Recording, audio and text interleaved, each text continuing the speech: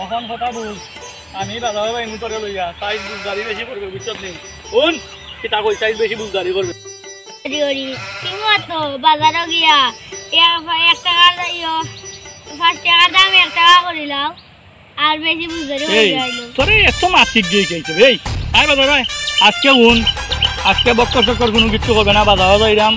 চাউল আনতাম চূড়া মুড়ি চাউল আনমু মুড়ি বাজমু সকালে হইলে খাইমু গ্যাস্ট্রিক কম থাকবো সাইজ বুঝদারি করবে বুঝছো নি চাউল লইয়া সাইজ বুঝদারি করবে হ্যাঁ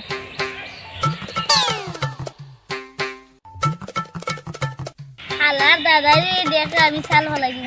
দিছি আমার মাথা বানাই দিব ভাই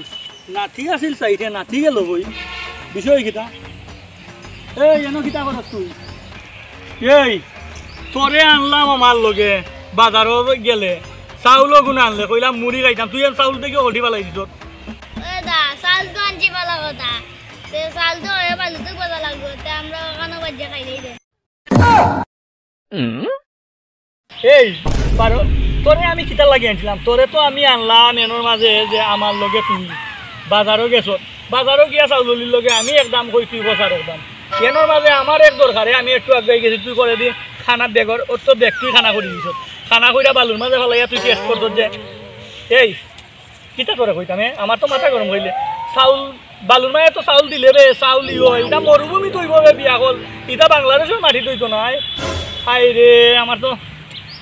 50টা টাকার চাউল নষ্ট করলো রে মুড়ি চাউল রে আয় পারিস এই